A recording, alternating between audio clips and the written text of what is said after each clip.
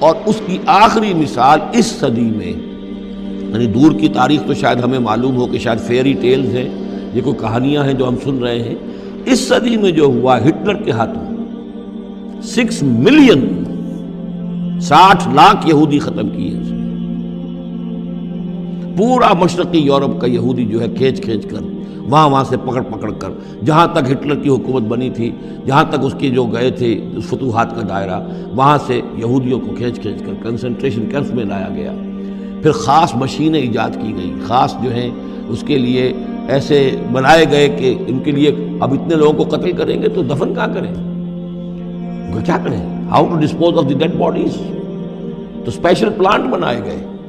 کہ ایک بڑے سے ہال میں داخل ہو رہے ہیں، وہاں سارے کپڑے اتروا لیے تاکہ یہ کپڑے بھی استعمال ہوں بعد میں۔ کہا یہ جاتا تھا کہ تمہارے کپڑوں میں جوئیں پڑ گئی ہیں تو جوؤں کو اس کو ڈیلاؤس کرنے کے لیے ضروری ہے کپڑے اتار کے آگے گیس کے اندر تاکہ وہ جوئیں ختم ہو جائیں گی۔ پھر ان کے بال اتروا لیتے تھے، عورتوں کے بال بھی شیو کر لیے، مردوں کے بھی۔ ان بالوں سے قالین بنائے انہوں نے جو نازیوں نے اپنے دفتروں میں بچھائے، ہیومن ہیئر کے قالین۔ پھر ان کو لے جا کر ایک گیس چیمبر کے اندر کے سب مر گئے۔ پھر اب وہ بڑے بڑے پٹے جیسے چلتے ہیں مشینیں، بڑی فیکٹریز کے اندر وہ پٹوں کے اوپر لاشیں چل رہی ہیں۔ پھر ان کا چورا ہو رہا ہے، جیسے کہ کہیں جو ہے وہ گھاس کاٹا جا رہا ہو یا کوئی اور چارہ جو ہے وہ کترا جا رہا ہو۔ پھر کسی خاص قسم کے کیمیکلز کے اندر ان کو تحلیل کیا کہ آخر میں کیا نکل رہا ہے، نہ کسی گوشت کا پتہ، نہ خون کا پتہ، نہ ہڈی کا پتہ، کسی شے کا پتہ نہیں۔ ایک بدبودار سیاہ رنگ کا مائع باہر نکل رہا ہے، اور اسے وہ لے گئے اپنے کھیتوں میں اور اسے بنا لیا کھاد۔ یہ کام اس صدی میں ہوا ہے،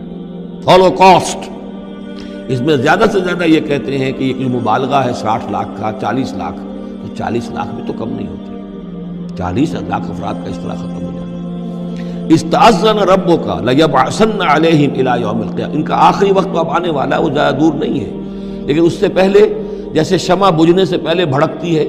لہذا وہ ایک بھڑک ہے اس کی کہ جو یہودیوں کی ہے، اسرائیل ہے، ان کی طاقت ہے، ان کی قوت ہے، عربوں پر وہ چھائے ہوئے ہیں۔ اور واقعہ یہ ہے کہ مسلمان جس عذاب کے مستحق ہو چکے ہیں،